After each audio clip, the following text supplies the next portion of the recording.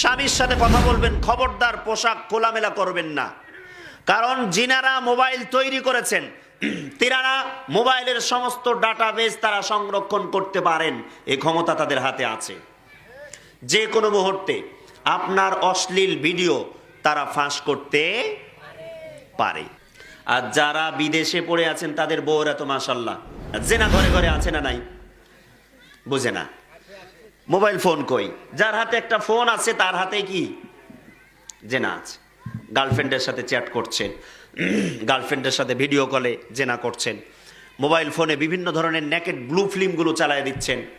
প্রত্যেকটা অভিভাবকদেরকে আমি বলবো, আপনার যদি যুবক কোনো ছেলে থাকে, আপনার যদি যুবতী কোনো মেয়ে থাকে, আপনি একই ঘরে একই খাটে না নিয়ে থাকেন, অন্তত পক্ষে একই ঘরে পাশাপাশি দুই খাটে, আপনি এক খাটে আপনার ছেলে আর এক খাটে, আপনি এক খাটে আপনার মেয়ে আর এক খাটে, এভাবে বসবাস করেন। যখনই ছেলেকে কিংবা মেয়েকে আলাদা পার্সোনাল রুমে দিয়ে দিবেন, একটা কম্পিউটার একটা ল্যাপটপ দিয়ে দিবেন, তখন দেখবেন তার চরিত্র ওই ল্যাপটপে খেয়ে ফেলেছেন। কথা বলে না, তার চরিত্র কিসে খেয়ে ফেলেছেন? ল্যাপটপে। ফেসবুক চালায় কারা কারা? হাত তোলেন। ও মা, ফেরেশতা নাকি? সব ফেরেশতা নাকি? আরে আপনারা না বললেও আমি বিশ্বাস করব না, এটা সবাই চালায়। আচ্ছা, দেখছিলেন আপনারা 5 তারিখে সন্ধ্যা থেকে এশার পর্যন্ত চলছিল না? ছিল না? এরকম ঝামেলা হচ্ছিল না? লগিং ইরোর হয়ে যাচ্ছিল। এই 1-2 ঘন্টাতে মানুষরা, যুবকরা পাগল হয়ে গেছিল। কি হলো? মনে হচ্ছিল দুনিয়া সব শেষ হয়ে গেল, শুধু এক ফেসবুক না থাকাতে। তার মানে এই এক ফেসবুকে এসে বাংলাদেশে হাজার হাজার জেনার কারবার ঘটাচ্ছে। আর যারা বিদেশে পড়ে আছেন তাদের বউরা তো মাশাআল্লাহ দেবরের সাথে জেনা, খালাতো খুলাতো, অনেকগুলো আবার নতুন নতুন ভাবে শ্বশুরের সাথেও জড়িয়ে পড়ছে। নাউজুবিল্লাহ। কি আজব একটা কারখানা, আজব কারখানা। ওরা বিদেশ থেকে টাকা পাঠায়, আর এই টাকা দিয়ে এই নারীরা কি করে? বিভিন্ন জায়গায় প্রেম নিবেদন করে। দেখেন, ওয়ালা এজ নুন বলছিলাম যে যারা জেনার কাতারে যায় না, প্রতিবেশীরা, রাসূল সাল্লাল্লাহু আলাইহি ওয়াসাল্লাম বলেছেন, দুটো জিনিসের যারা জিম্মাদারি নিতে পারবেন, দুটো জিনিসের যারা জিম্মাদারি নিতে পারবেন, আমি নবী মুহাম্মদ সাল্লাল্লাহু আলাইহি ওয়াসাল্লাম তোমার জন্য জান্নাতের জিম্মাদারি নিলাম। সুবহানাল্লাহ বলবেন না?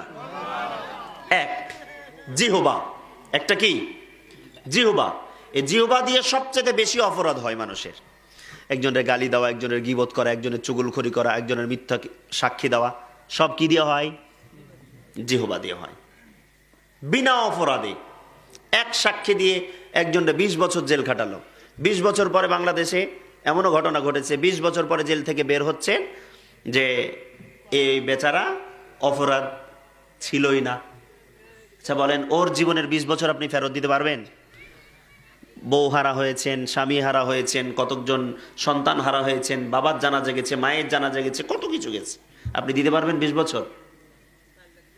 বাইরে থাকলে হয়তো অনেক কিছু করতে পারতো, সে ক্যারিয়ারটা গঠন করতে পারতো। তাহলে জেনা এতটা মারাত্মক আকারে বাংলাদেশে ছড়িয়ে পড়েছেন, ঘরে ঘরে জেনা চলে কিনা? কথা বলে না। আমি কি বেশি বলছি?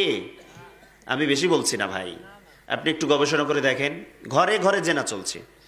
মোবাইল ফোনে যে যার সাথে কথা বলছে, মোবাইল ফোনে পর্যন্ত জেনা হয়। মোবাইল ফোনে কি হয়? জেনা হয়। স্বামী তার স্ত্রীর সাথে মোবাইল ফোনে জেনা চলছে। খবরদার, যে মা, মায়েরা আছে না পর্দার অন্তরালে, যে মা যে বোন স্বামীর সাথে কথা বলবেন, খবরদার পোশাক খোলামেলা করবেন না। কারণ যিনারা মোবাইল তৈরি করেছেন তিনারা মোবাইলের সমস্ত ডাটাবেস তারা সংরক্ষণ করতে পারেন, এই ক্ষমতা তাদের হাতে আছে। যে কোনো মুহূর্তে আপনার অশ্লীল ভিডিও তারা ফাঁস করতে পারে। অতএব স্বামীরা পর্যন্ত যারা শুনবেন, স্বামীরা পর্যন্ত এই ধরনের কোনো আবদার করবেন না যে 2 বছর দেশে আসি না, একটু এই দেখান, একটু ওই দেখাও। খবরদার, এরকমটা করবেন না। এটা তো স্বামী স্ত্রীর ব্যাপার গেল। অনেকেই তো অন্যদের সাথে তলে তলে সবকিছু ঘটাচ্ছে।